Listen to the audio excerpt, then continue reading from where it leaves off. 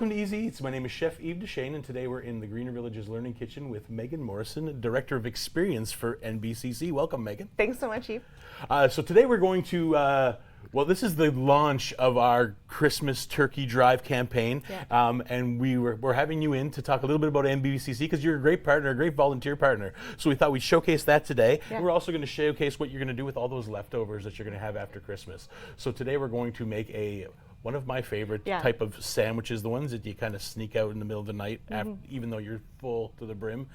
We're going to show you how to make this lovely leftover turkey sandwich. There's always room for leftovers. I'm super into this. Right, so before we get started, Director of Experience at NBCC, what's a Director of Experience? My role is all about how do we want to design any connection you have with NBCC. So if you're a student and you're coming in for the first time, what's that experience like? If you're an employee who works there, our instructors, what's it like for them? And even the communities that we work with. So if you think about where our campuses are, what does that community experience when they come into our campus? What's it like for us to be involved in events that they're putting on, stuff like that. So just intentional design of what it's like to work with us. Right on. And that's it, experience. So we always talk about post-secondary or higher learning as it's important to get your education, but once you're at school, it's more than just an education. And I think employers are looking for more of that now. So is that what you guys have to offer? So connections with the community, like volunteering with us, and what other type of experiences would someone experience in college? For sure. So I think about, you're absolutely right. Like, we're helping the whole person. Nobody is just a student or just their work. Everyone is their family, their life, their experiences around it. So we try to embrace that and use it. We have folks from different countries, all over the province. So what can they bring to it? And a lot of that comes through in how we interact with our communities. We have the Robertson Institute for Community Leadership, which invites all of our students to kind of figure out how they want to use their skills to improve their communities. So volunteering is a huge part of that, and activities, that kind of thing. We just want our students to have a great, well-rounded life. College days are really full, right? So if you think about a program that you might do in college is probably a concentrated 1 or 2 year program. So days are really packed with classes, with activities, with labs, that kind of thing. A lot of working and trying to figure out what it'll be like in the workplace. So if you think about like being in a kitchen like this, our culinary students are learning what it's like to work in a kitchen. They're serving meals to people. They're practicing their knife skills, all that kind of thing. So the days are really packed, and a lot of that experience is what is focused on. And then outside is just trying to encourage them to, if you're living in Woodstock, we want you to understand what the community in Woodstock's like, and hopefully maybe choose to live there later. Same thing with the Miramichi campus. It's going to have a different flavor. So it's kind of inviting our students to give their skills in the community and then hopefully make some community connections. And I guess that's also important, especially here in New Brunswick and other northern parts or other parts of New Brunswick that kind of need that influx of, say, skilled labor or anything like that. To stay in these smaller communities, because everyone gravitates towards the bigger centers. Here in New Brunswick would be here in Fredericton or in Moncton. But I guess up in Bouctouche, Campbellton, those are kind of the spots that aren't really, but they still need these types of things, don't they? Absolutely. And I think about, you mentioned skilled labor. When you go to a college program, the expectation is really that you're going to learn how to put those skills to use right away. And our job is to help prepare students to step out of there right into the workplace. So maybe they're going to move somewhere else in New Brunswick. Maybe they're going to stay where they did their internship or practicum, right? So there's lots of opportunities, but it's just that idea of whatever's right for that student. And that's a lot about what experience is. It's kind of what's important to you, and how do we make sure that we're meeting your needs, which is going to be different from someone else, and then help you take what you've learned and contribute with it.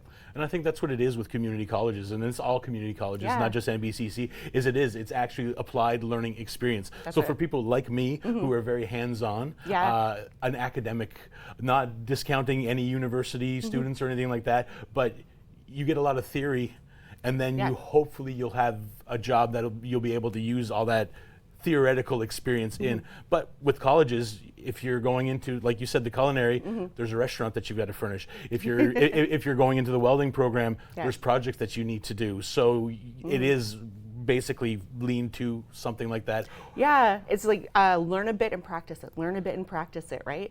So I think that every educational experience is good for someone, and you can tell when folks find NBCC and they're just like, oh my gosh, this is what I've been looking for, right? We want to recognize that people learn differently.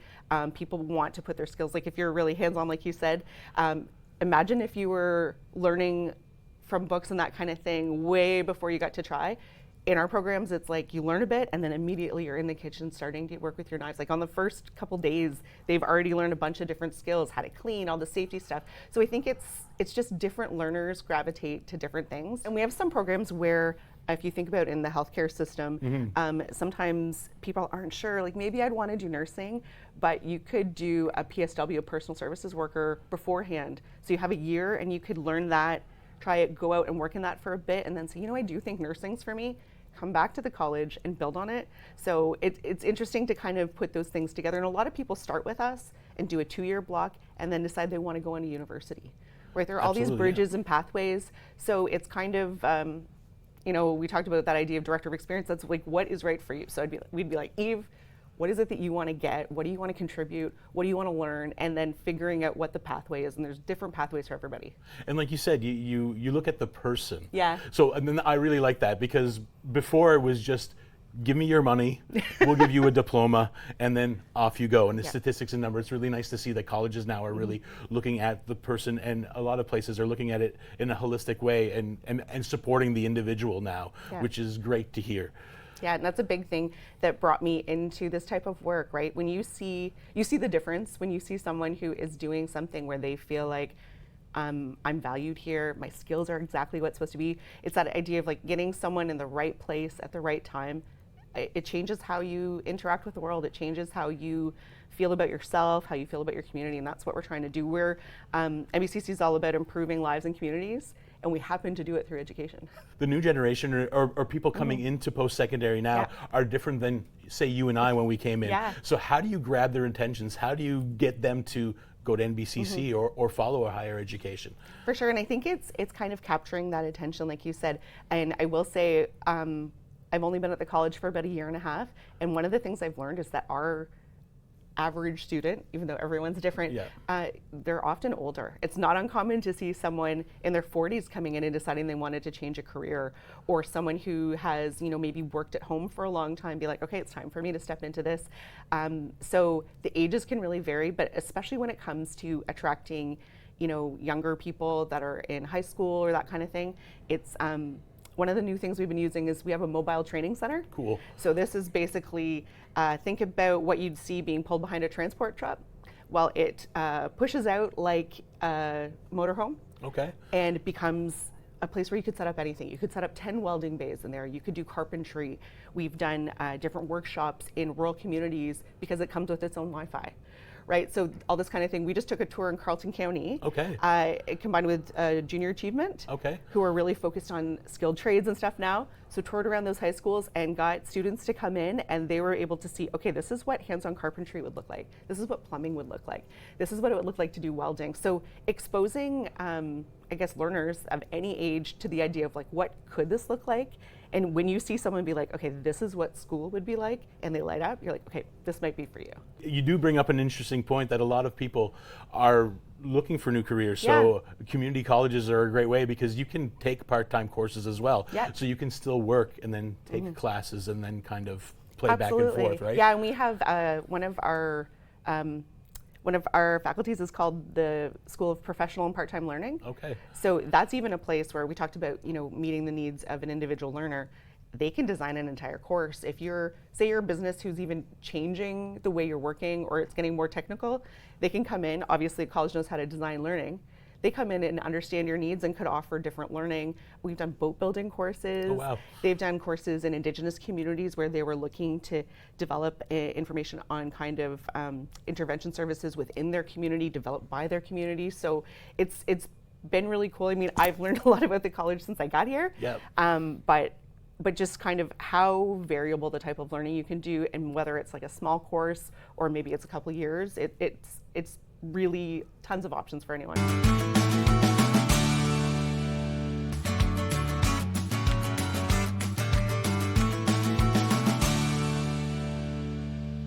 Welcome back to Easy Eats. Again, we're in the Greener Villages Learning Kitchen with Meghan Morrison, a Director of Experience with NBCC, and we are going to make one of my favorite dishes of the holiday season is always leftovers. Yeah. I like turkey and all that stuff, and you have it every year, but the fun part about it is the leftovers. 100%. How do you eat these? Awesome. So we've got some turkey, we've got some cranberry sauce, we have some stuffing, some mashed potatoes, there's cheese, and we're basically making a really fancy grilled cheese. Love it. So first thing we're going to do is we're going to grab some bread. Grab your favorite bread. And our favorite bread here is the Greener Villages loaf right here. So cut that in here, and I'm going to make them fairly thick. Okay. And again, you can make it as thick or as thin as you want, just like that. We'll move that off to the side. You have two lovely slices of bread. Get your pan on a medium-high heat, and all we're going to do is I'm going to butter both sides of the bread, and it's still soft, which is really nice. So we made this bread, and it's a few days old now. It smells amazing, and, though. and it's still nice and fresh. And I mean, that's because of the sugar that we put in it. Sugar kind of becomes a preservative, and it stays nice and soft. So what we're going to do is we butter the bread. It doesn't have to be perfect because it'll melt on there. So, and then I'm just going to flip it like this. So you're ready. And we're ready. And now we're going to build it. So again, like I said, you use anything that you have left over. Yeah. So what I'm going to do is I'm going to grab a little bit of mustard, and then I'm just going to give this a layer of stuffing. Then we'll grab some mashed potatoes. Sure. Just like that. And then we're going to grab our turkey, and we'll put a slice. Chef Yves, are you a dark meat, light meat? What's your deal? Dark meat has so much flavor. Yeah. So yeah, the thigh, the leg, the oysters, right, the small of the back of the turkey, those the little medallions. I was like, is that what you call that? They're called oysters, Okay, cool. And they're my mom's favorite piece, and she used to just grab them before anyone else. Yeah. But yeah, that's my favorite part of the turkey. Cool. There we go, and then we're going to put a little bit of cranberry sauce, homemade or from the can, completely up to you. I've also sometimes just fired some mayonnaise into my cranberry sauce and made a sauce as well, but I kind of like it just like this as well. And then we're just going to grab a couple slices of your favorite cheese, mozzarella, Swiss, whatever you have on hand, cheddar. It doesn't really matter. Sure. What kind of cheese is that? We have Swiss today. Awesome. So we've got that like that. My pan, I'm going to check, is nice and warm. We don't want it too hot. And we're just going to let it sizzle just like that. So while this is cooking, let's talk a little bit about how NBCC is helping us with our Christmas campaign. Yeah. So our Christmas campaign launches this week, and it's the local grocery stores in the community have pooled up together. Yeah. So in the past, it was the North Side, South Side firefighters competition. Yeah. Well, we realized that the whole community wants to help the Greener Village and wants to help the community to make sure that everyone has a happy Christmas. Yeah. So instead of being a competition, even though it was a friendly competition, they've teamed up together with the local grocery stores. So Victory Meat Market, both the new Lincoln location and the one downtown, Direct Co-op, the new Woolastook Meat Market. Oh, yeah. They've partnered on with us, and Peter's Meat Market as well have come together, and they're the locations you can buy turkeys from them, and they'll donate it to us. So our goal this year is to raise $77,000, which equals about 2,200 turkeys. So are there 2,200 families that are looking for support this Christmas in the area? Well, we average hampers we hand out are 2,100 hampers a month. So what we want to do is we want to be able to support them and have a little extra just in case, and to let everyone know that our turkeys don't all stay here. A lot of other food banks in the area need help as well. So if they fall short, we've always been able to kind of help in the past, and that's what we're looking to do as well. So if you're looking to donate, then you can go to any of our partners. You can go to any of the fire stations. Oh, cool. And you can donate there as well. So do I literally show up with a turkey? No, no. You if you wanted to, you could. If you wanted to buy a turkey and bring it, you can absolutely do that. You can bring it here to the Greener Village, but you can also, what they'll do is it's $35 to buy a turkey, and then that $35, what they'll do is we won't get the 2,200 turkeys, but we'll get coupons for 2,200 turkeys, which is great. So then we can use that, and then whatever we don't use and we don't give away, well, then we do use in different things. So the different things that we do here for food security, our casserole club, our collective kitchens, we use those turkeys to put into casseroles or to make other things with. So we do kind of use them up. I feel like nothing would go to waste here. We try not to. I mean, if the community is giving us food, we try our best to use it all. Even the stuff that we get that isn't quite perfect, we have relationships with farmers, so it becomes feed, and then that feed then comes back to us in meat. Oh, cool. Which is really, really cool. Chef Yves, I have a question around that, because I think of being a kid and trying to support the food bank, and you do kind of like drives with cans and stuff like that. Yeah, absolutely. But I've heard more lately about the idea that those type of relationships allow the food bank to kind of, something that I might get, 10 cans of food for, you could get much more. So is there a preference? Like if it was cash donation, I was kind of joking about bringing the turkey, but is it like money helps you differently than actual food, or what's the? Money does help different, but we appreciate any donation that comes in. So. And any amount. So if you as a family can donate 2 cans of soup and you're comfortable donating 2 cans of soup, then that's great. You'll make it work. We'll make it work. If you can give more, then that's fantastic. What we say is that we have the power of purchase. So that means that every dollar that you give us, we can buy $2 worth of food because we buy in bulk. So let's talk about that can of soup, for example. So if you buy 2 cans of soup, it's so much. But if we buy 3,000 cans of soup, well, that individual unit price is going to drop significantly. So that's why we say that we have a little bit more buying power. We're not asking everyone to take their shirt off and hand it to us. Like whatever you feel comfortable doing, then you do. And then there's other ways. So there's the Christmas campaign. We're also talking about Angel Tree this time of year as well. So some people don't know that the Greener Village is also spearheads the Angel Tree at the mall in Fredericton. So what is the Angel Tree? For those of you who don't know, the Angel Tree is basically we support families who can't afford to give gifts for Christmas. So the Angel Tree is up there. It's an angel on a Christmas tree right at the mall. Yeah, I think I've seen them. They're like the little white. Yeah, exactly. Okay, So a family or an individual can go up to the Angel Tree, they pick an angel, and it usually just says girl or boy, their age, and what their wish is. Cool. So, and then you go and you buy and you bring.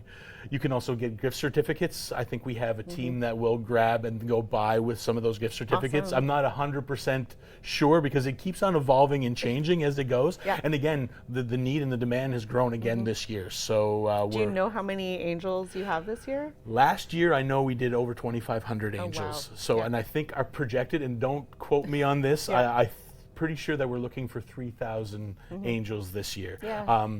NBCC or other communities have come together and have picked angels and have taken them and then again distributed them through staff, community support or community, and then they've brought the angels here as well. So I know our students are really generous and want to do stuff, but I know that they're also thinking about their budgets and stuff like that. So if you don't have money to do something like that, like how else could say like students from NBCC or staff from NBCC help? Time. Time. People say time is expensive. It is, but it isn't. If you've got time to sit down and hang out, well then, volunteer with your friends and then you guys are just hanging out together. And again, you can volunteer for the Angel Tree. You can volunteer to come in here into our warehouse and stuff and pack boxes for the season. It doesn't just have to be at Christmas as well. Our boutique is always looking for volunteers. Our warehouse is looking for volunteers. The gardens in season are looking for volunteers. So if you can't give monetarily, give of your time. And I promise you that you'll get more out of it. I always say people volunteer to help other people. That's part of the reason. You volunteer to make yourself feel good too, and that's important too. It's not egotistical or anything like that, but helping other people is a nice dopamine push, and it makes you, and then you get to see how the world is, and you're talking about experience. If you've never been hungry before, it's really hard to put yourself into somebody's shoes. But if you come here and you see that the people that are just like you, you're a paycheck away, you're a breakdown away. I always say that. We're here to help you between. if your car breaks down and you need it to get to work, then pay for your car to get repaired so you can go back to work. Yeah. So you're short on groceries this month. That's where we're here for. Yeah, and I love thinking about our students getting to come here because just the environment at Greener Village is always so positive. You walk in, like 4 people said hi to me before I found anyone else this morning, and I think that a lot of our students are kind of looking for community, right? So they come in, they might be from a different country or a different place, and the idea of getting to volunteer with new colleagues or new friends that you're going to school with is a great way to bond. Perfect. So this is almost done. So we'll take it off and we'll try it right after this break.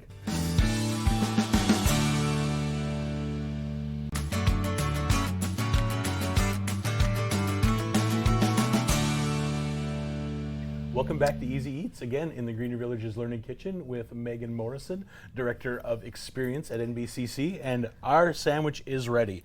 So all we have left to do is plate it up. I love the plate, by the way. It's great. Like, it's a boutique find, Yeah. and anything that's kind of neat, I kind of bring in. And Yeah. again, it's a nice showpiece. I put a few biscuits on it.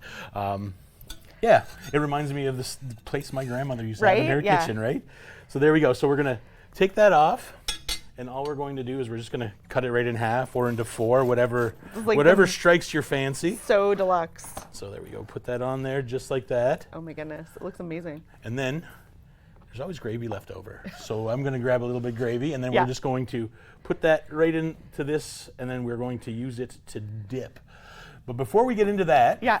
like many colleges, what kind of challenges does NBCC face? A big thing is trying to figure out what we're going to need in the future, right? So what skills does New Brunswick need now and into the future? We know it's going to take people a couple of years to get through stuff. So we're looking now at, 5 years from now, what do we want more of? So maybe that's more green energy initiatives. We have engineering programs that are looking at stuff like that. And even around skilled trades, just having more programs. We just started a Fredericton program in carpentry for the first time. Okay. So just really looking at what the future market needs, knowing it's going to take us a little while before we can get people out and into the workforce is a big piece. So you're watching kind of the retirement rate of, say, like, I'm using plumbers as an example. Yeah. So you're saying that all our plumbers are average age of X. So we know that in 3 or 4 years we're going to need an influx of. And is that, do you guys follow those kind of trends? Yeah, and we also work really closely with industry partners. So if you think about skilled trades, we're constantly talking with folks about what do you want in your courses, is what we're doing right now in this kind of thing that you're going to need. So if they're incorporating new technology or things like that. So we're constantly learning from folks that are doing it right now. Are there any new things coming to NBCC or anything that you'd like to share with us? Any new programs or projects? Sure, we've got some new things around. I think about this as being a not-for-profit. That we have not-for-profit leadership and board governance courses coming out of our Wesley Armour School of Business.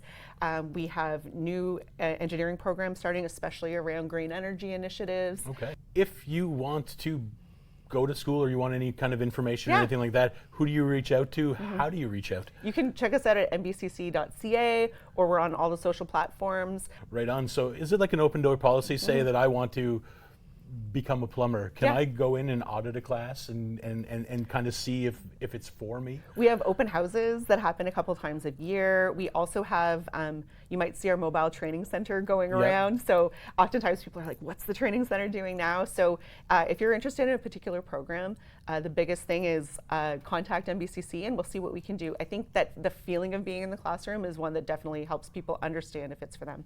Perfect. So before we go, we are going to Absolutely. hand that over to Thank you. And Oh, then yeah. all you have to do now is we're going to dip. There we There are. we go. Oh my goodness. It's so good. Thank you again for coming on and sharing a little bit about what NBCC does. Yeah. Thanks so much. It's community is so important to us, so we love coming in, and thanks for having me, Chef Yves. Wonderful. Yeah. Thanks.